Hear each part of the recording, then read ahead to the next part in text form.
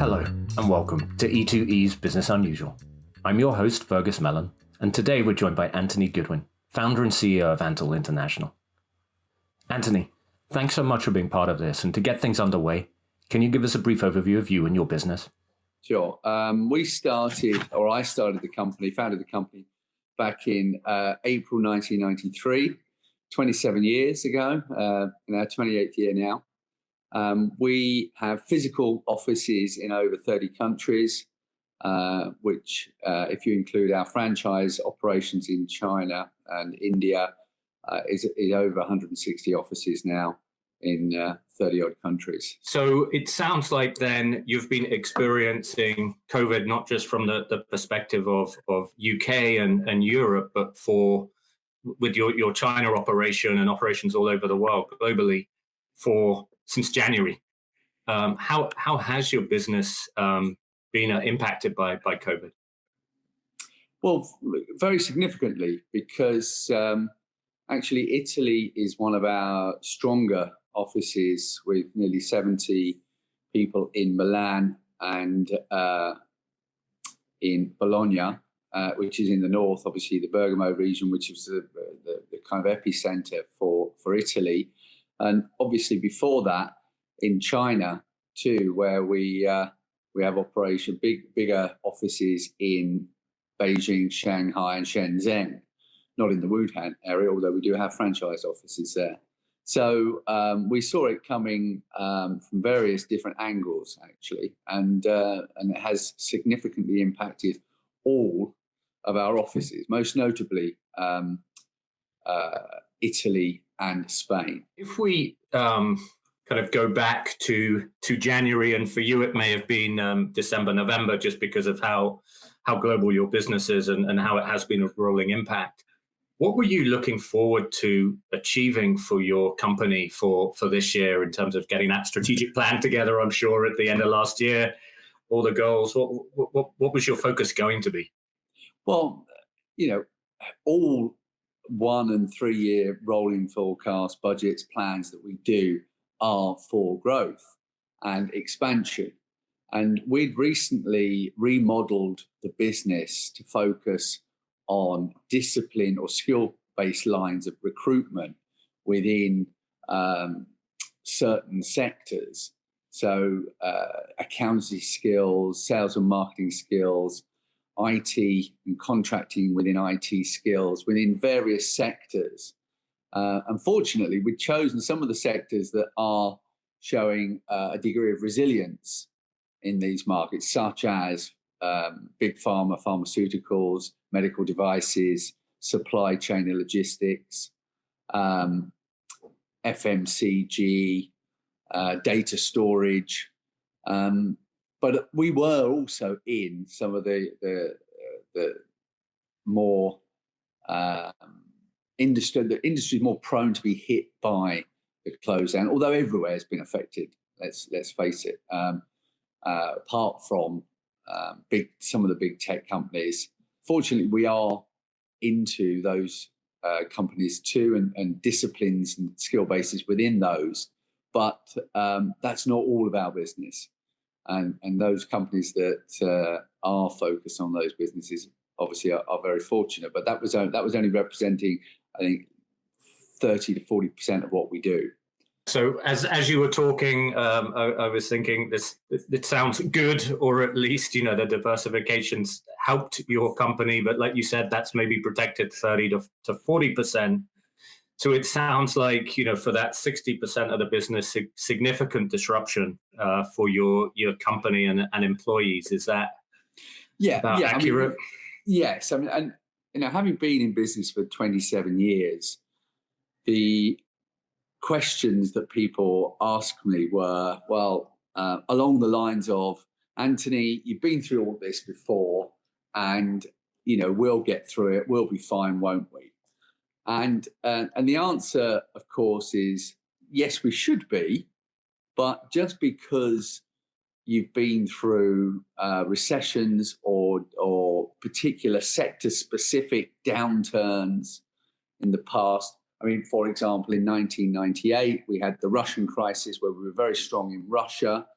when they closed all the banks there. Then we had the dot-com bubble bursting in 2001 to 2002, which affected us badly. Then, of course, the financial crisis in 2008-9, although starting in 2007. And then we had in Russia again, sanctions being imposed in 2014. And I've missed out, of course, the Asian crisis in 1998 as well. So we've been through a lot of turmoil, a lot of fluctuations and turbulence in the marketplaces. But each time it's different. I have never walked down Baker Street after we closed the offices to see every single business closed in Baker Street. And I thought to myself 8 weeks ago, this is really going to affect everything and everyone. And indeed it has. You know, even in the Second World War, industry wasn't closed down. We were fortunate insofar as the strategy we came up with towards the end of last year in terms of focus and specialization on skill sets can be moved across to different industry sectors. And so we're fortunate enough to have a flexible skill base, a flexible workforce, which can apply itself to different areas. But that said, we still need to do it. We still need to implement that flexibility, and sometimes there is resistance to it. But now we're in a situation where we've got to say that if you were recruiting in hospitality, there is no recruitment going on right now in hospitality, the travel industry, then you must focus your areas on IT content, software, learning and development, online platforms, entertainment, news channels, Netflix, Amazon, all those kind of things. So getting people to actually implement that policy still takes time. And as we all know, we haven't got that much time to do it, but we're doing it. And as the goal of this is to help other entrepreneurs, other people in your situation totally understand that change management piece, which I think is what you're getting at, is difficult during the best of times. Like you said, doing it super fast in this huge period of uncertainty, I can only imagine. Are there tactics that you and your management team and other people in the company are doing to accelerate that change and movement? Yes, there are. I mean, the good thing about what's happened is that people have gone online and migrated what may have taken them months or even years to do, like the kind of meetings we're doing now, Fergus, on Google, Zoom, FaceTime, Skype, Teams, Microsoft Teams that we've just developed or rather implemented at Antal. They're doing overnight. And I'm a beneficiary of that too. You know, I've done far more meetings online through video conferencing facilities, whatever they're called, than I've ever done before. It's a constant communication challenge, but it can be a fun one too. You know, even small things like being human about it and saying, let's have a competition to who can give us the most entertaining virtual background in the next update call we have with our country MDs or our managers, and introducing an element of fun into it or an element of humanity into it. You know, the fact that somebody might have their dog suddenly jump up and start yapping in the background of a meeting, or their children come across and ask them a question for their homework that they're studying online. You know, you've got to take that all in your stride, and you've just got to go with the flow. But coming back to your question on how we're doing it, we are doing it daily, and we are making sure that the message is consistent, and then we're having training to back up the message on a weekly basis. And we're saying to people that we can't just talk about it. We do have to do these things. We do have to change the industry sectors that we're focusing on. And we may even have to modify some of the skill bases and the disciplines that we're recruiting into for those industry sectors.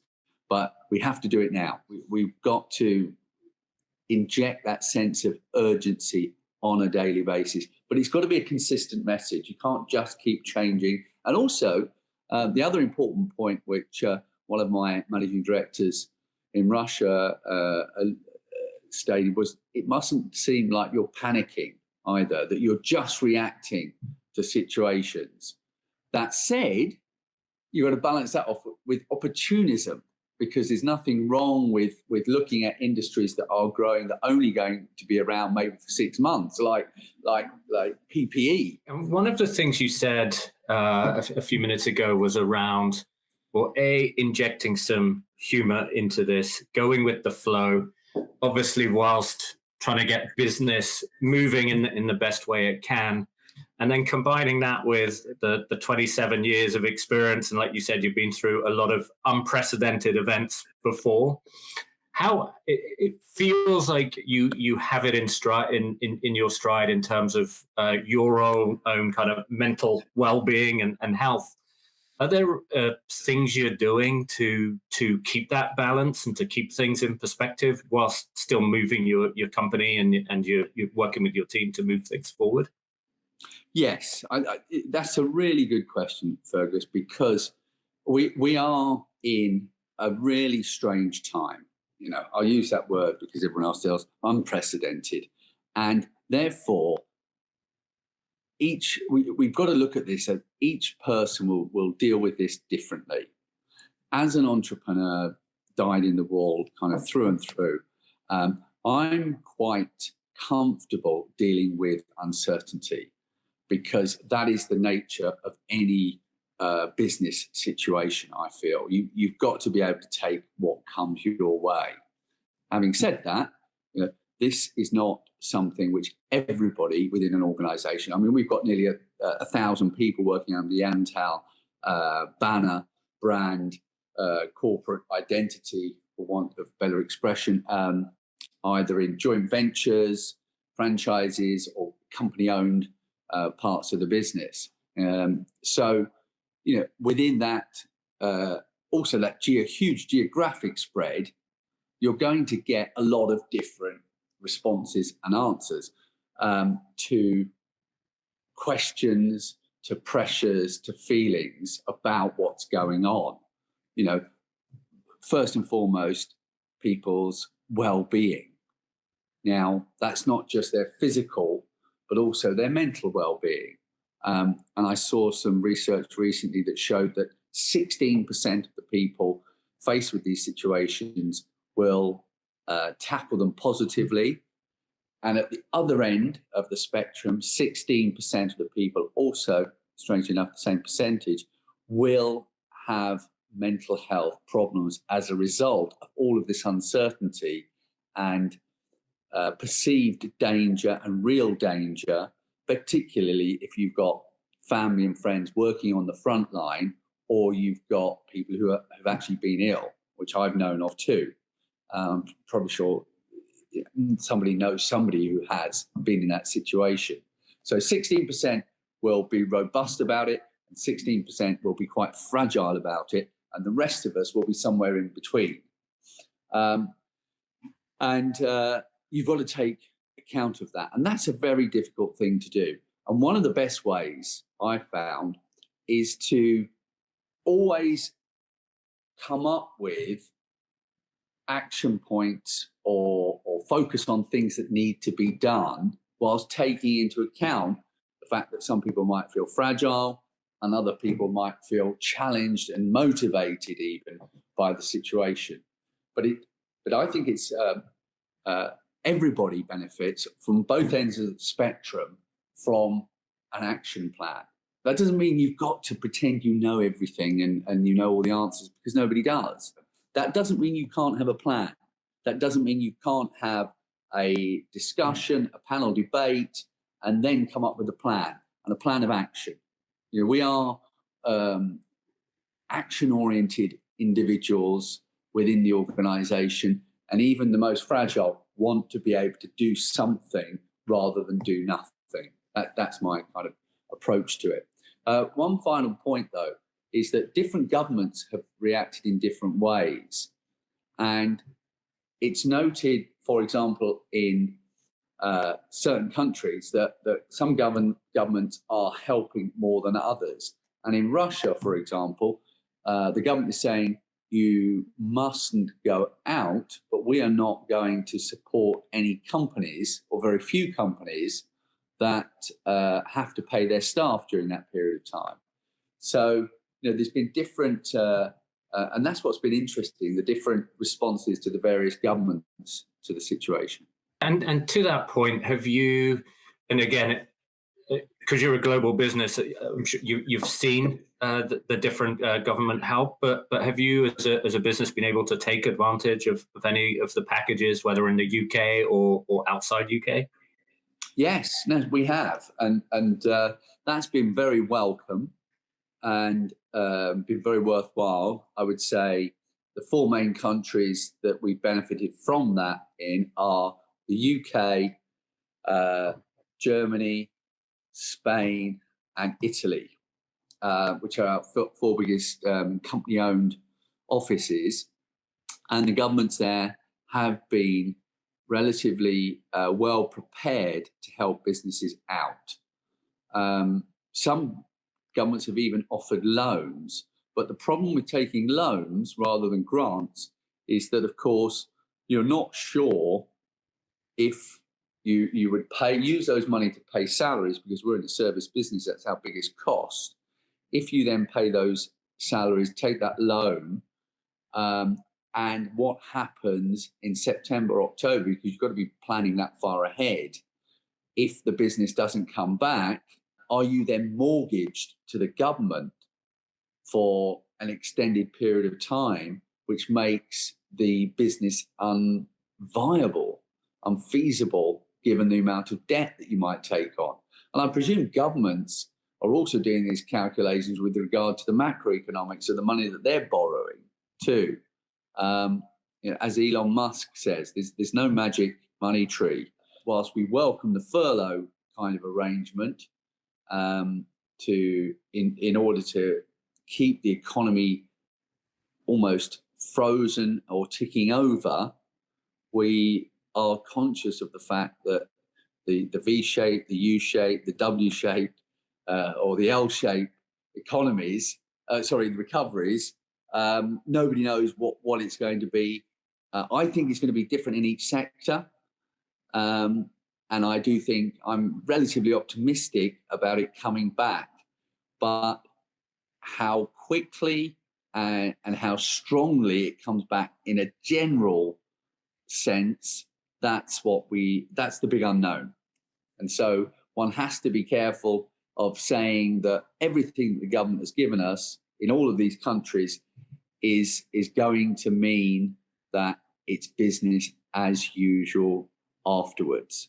I think there's going to be less use of office space. I think more people are going to be working remotely, which is why we've got at Antal, we've put in Microsoft Teams so that we can manage that process. Fortunately, we took that investment decision last year. I'm not sure that we would be wanting to make such a big investment in technology at this particular juncture. I'm glad that we took that decision last year. All about timing, right? Sounds like Microsoft Teams was good timing. Everything this year for all of us, terrible timing. Yeah, there is. Well, it's not. If you're well capitalized, as we are, knowing that other companies will struggle and not wanting to be too ruthless about it, but the point is there will be opportunities, and providing there is a bounce back, which everyone is expecting, some form of bounce back. I'm not saying it's going to be huge, but there will be a bounce back. The world will continue, and so with that will come opportunities for those people that are well capitalized, who've got the right strategy, who are focused in the right areas and working hard to achieve all those things together. There will be opportunities. Always try and end on a positive note, and you're getting us there. But just to ask that the final question, and obviously as we get through COVID-19, restrictions are being lifted kind of slowly. Assuming that when we get to the next normal, when restrictions get lifted, let's just say a little bit more significantly, and we can get to something approaching all usual. What are you looking forward to achieving, both personally and for your business professionally? Well, first, might I add that I believe there should be more of an emphasis on getting business back to work sooner. I saw a great example that Luke Johnson, who's a big proponent of this, who writes for the Sunday Times, and it's a great entrepreneur and a journalist, business writer in his own right. But he said that social distancing or safe distancing is difficult to practice in certain areas, including in hospitals, and including in manufacture of food, and collection of rubbish, and construction and manufacturing of all kinds of things. And yet we expect, as professional white-collar workers sitting at home, all these things to be done. And I think it's now time for us to take the challenge that all the key workers that have worked so hard in the NHS and in food production and supply and retail have been doing, and say, now's the time for us to get back and show our support of them by going back to work safely, but this thing about risk, and is it risky to go to work? Yes, of course it's risky, but everything in life is a calculated risk.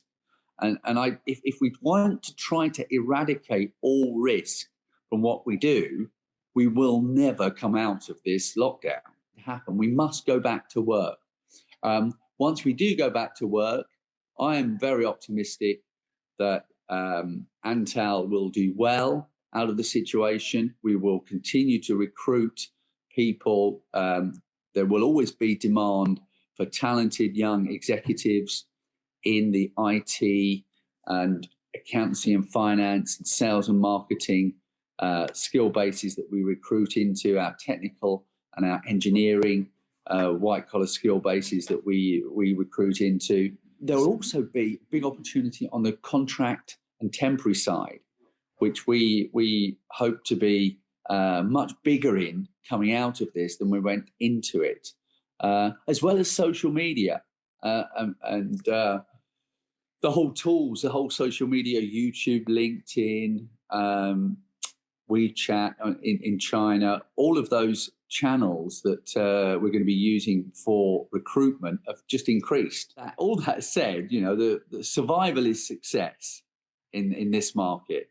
There's no question about that anybody that comes out of this will do well, but they've got to come out of this. And that's what we're focused on doing at the moment, is coming out of it, Fergus. So